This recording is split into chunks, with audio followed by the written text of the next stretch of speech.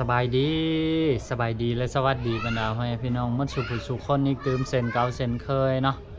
ก็ตอนนี้บ่าวดำเดินทางเนาะออกจากห้องหมอแขวงกลับมาบ้านเป็นเทียบห้อยแล้วเนาะพอดีฟาวมาหาเวียกหาการหาหันหานี่เนาะ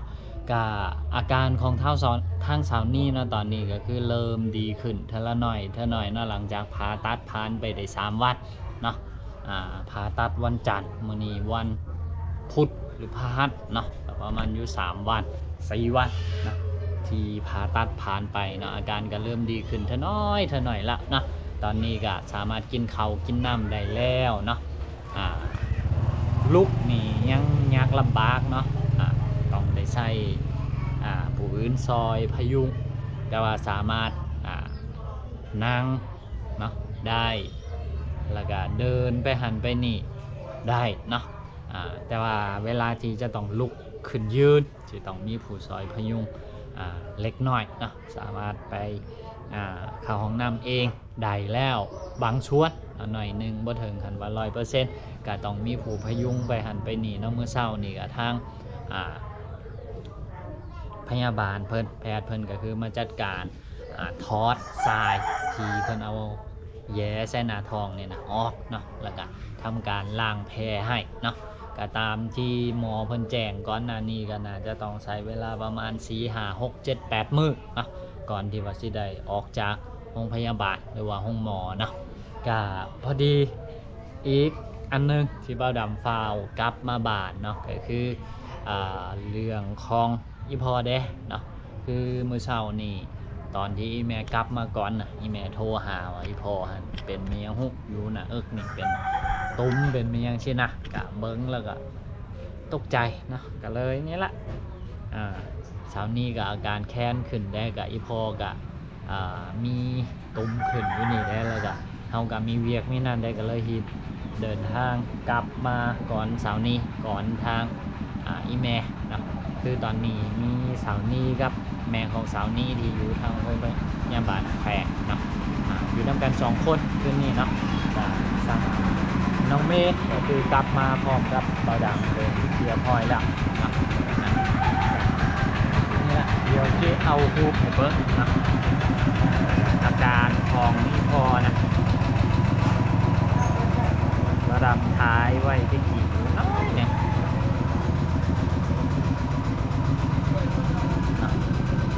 เช่นนี้แหละนะเดี๋ยวบ่าวดำที่ขึ้นเป็นภาพเต็มๆให้กับบรรดาให้พี่น้องเบิ้งก็คือเป็นคือมีพื้นนะขึ้นหัวนมนะขึ้นหัวนมนี่แล้วก็บางบอนกับตกเก็ตลอกนะแล้วก็ยูโตหัวนมนี่นะมีก่อนแข็งๆอยู่ใหญ่ประมาณเนี่ยใหญ่กว่าหัวมือนี่น้อยหนึ่งเนาะกับเท่าที่ล้มกับทางอีพอนี่เพราะว่าบ่ได้เจ็บโตหัวนมนี่นะบ่ได้เจ็บมีแต่คันเล็กน้อยเนาะคันเป็นบางช่วงเป็นบางย่างเนาะแล้วก็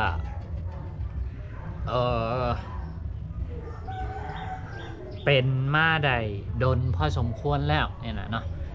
เท่าที่ล้มกันก็คือเป็นมาได้อยู่ประมาณเดือนครึ่งนะเดือนครึ่งเกือบที่2 เดือนนี่แหละแต่อีพอกับบ่เคยบอกบ่เคยอันนั้นของเฮานะมีแต่มื้อนี้อีแม่มาฮอดเฮือนแล้วก็บอกเฮาก็จึงฮู้นะเพราะว่าช่วงหลังๆนี่บ่าวดำก็บ่ค่อยได้อยู่บ้านกับอีพออีแม่นะส่วนหลายก็คือไปอยู่ที่บ้านของสาวนี้คือครอบครัวของบ่าวดำเนาะแบบค่อนข้างที่ว่าจะขาดคนว่าซั่นซะเนาะกะทางอีพออีแม่อยู่ทางพี่ก็คือมีแต่2 เผ่าอยู่น้ำกันนะคันบ่าวดำมาอยู่พี่ก็รวมกับบ่าวดำน้ำสาวนี้น้ำน้องเมย์น้ำเนาะคันบ่าวดำบ่ได้อยู่พี่บ่าวดำไปทางฝั่งของครอบครัวของสาวนี้ก็คือทางพี่ก็คือสิบ่มีผู้อยู่น้ำบ่าวดำมาทางพี่ทางพุ่นก็คือสิบ่มีผู้อยู่น้ำนะกะ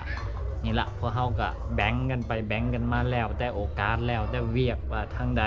มีเวียกทางใด จำเป็นนะเนาะกะพอเฮากะเฮ็ดแบบนั้นมาโดยตลอดแล้วก็ช่วงนี้เนาะเป็นช่วงที่ว่าทุกสิ่งทุกอย่างมาลุมมาตุ้มกันนะเนาะเสาร์นี้ก็ป่วยเนาะได้ประมาณอาทิตย์ปลายนี่ละเนาะก็สุดท้ายผลก็ปรากฏออกมาว่าเป็นไส้ติ่งก็ต้องได้พาไส้ติ่งเนาะส่วนค่าใช้จ่ายที่ใช้ในการพาไส้ติ่งไทยในการเวียนปัวเสาร์นี้อันนี้พวกเฮาก็ยังบ่ทันฮู้เทื่อแต่ก็ถือว่าอยู่ในความโชคดีพอสมควรนะพอดีการที่พวกเฮาเป็นคนลาวแล้วเข้าไปรักษาโตที่โรงพยาบาลของบ้านเฮานะมันก็มีสิทธิพิเศษหลายๆสิ่งหลายๆอย่างเนาะคันที่เทียบกับทางฝั่งคนไทยกันนะที่เป็นกองทุนประกันสังคมนี่แหละนะทางฝั่งลาวก็เป็นกองทุนประกันสุขภาพแห่งชาติเนาะก็ในส่วนนี้เพิ่นก็ซอยออกค่าใช้จ่ายในหลายๆส่วนในหลายๆสิ่งหลายๆอย่างเนาะให้เฮาเนาะก็มื้ออื่นนี่ล่ะเบาดำกลับมาก็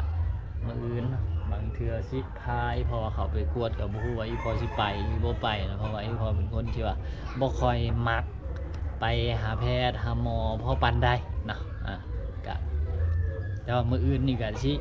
ลองพาไปเบิ่งหั่นแหละเนาะก็บ่ฮู้ว่าสิเป็นอะไรคือกันก็อยากพาไปอยากฮู้ว่ามันเป็นแม่ยังแท้นะเพราะว่ามันเป็นมาได้ก็เดือนกว่าๆแล้วบ่ฮู้ว่ามันเป็นโรคแม่ยังแท้หรือว่าเป็นโรคผิวหนังธรรมดาหรือว่าเป็นแม่ยังซิเนาะว่าเฮาก็บ่ฮู้ก็อยากลองเข้าไปกวดเบิ่งว่าสิพากันเข้าไปกวดอยู่ที่ห้องหมอเมืองเบิ่งก่อนเนาะแล้วก็คันเป็นแนวใดเมืองเพิ่นว่าแนวใดเพิ่นรักษาบ่หายก็บางทีก็อาจสิได้ขึ้นไปห้องหมอแขวงหากมันยังระบุโรคบ่ได้หรือว่ารักษาบ่ได้สิก็อาจสิพุ่นละบางทีเนาะอาจสิไปฮอดประเทศไทยพุ่นก็เป็นได้แต่ว่า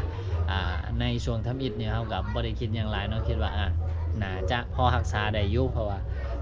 ผ่านมาเฮาก็บ่เคยไปอันนั้นนะ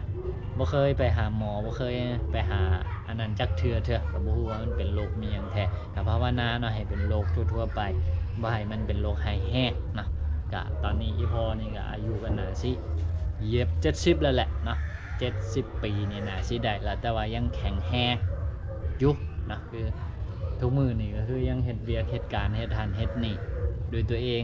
เกือบทุกอย่างเนาะทุกอย่างเลยก็ว่าได้แหละเพราะว่าบ่ดำก็บ่ค่อยได้อยู่ส่วนหลายก็เป็นอีพ่ออีแม่เขาเจ้าดูแลกันเองทางบ่ดำก็บ่ได้อยู่เลยนะบ่ได้อยู่นำเพิ่นเลยก็โดนๆก็มาเทื่อนึง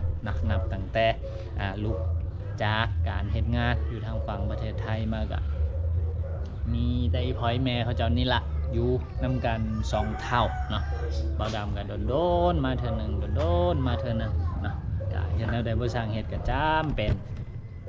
จังซี่ล่ะพี่น้องเนาะแบ่งกันไปกันมาบางเทื่อก็มาพี่บางเทื่อก็ไปน้ำยาวแต่ว่าส่วนหลายนี่ก็คือสิไปทางน้ำยาวหลายก่อนในช่วงหลังๆนี่ก็มีหันมีนี่ที่ว่าต้องเฮ็ดอยู่พุ่นนะเนาะก็ประมาณนี้ละเนาะพี่น้องเนาะคลิปนี้ก็คือแบบเหมือนกับว่า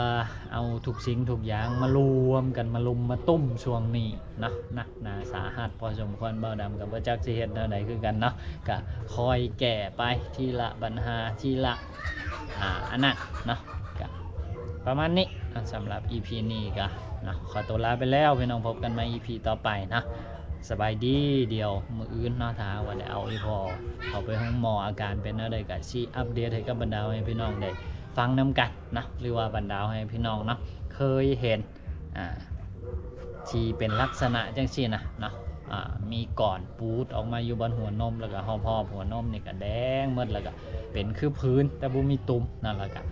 มีบอนที่ว่าผิวหนังลอกอ่อมๆนี่นะก็บรรดาให้พี่น้องท่านใดเคยมีประสบการณ์เรื่องนี้หรือว่ามีความรู้ทางด้านนี้ก็สามารถคอมเมนต์แนะนำพวกเฮาได้นะสำหรับ EP นี้ก็บ๊ายบาย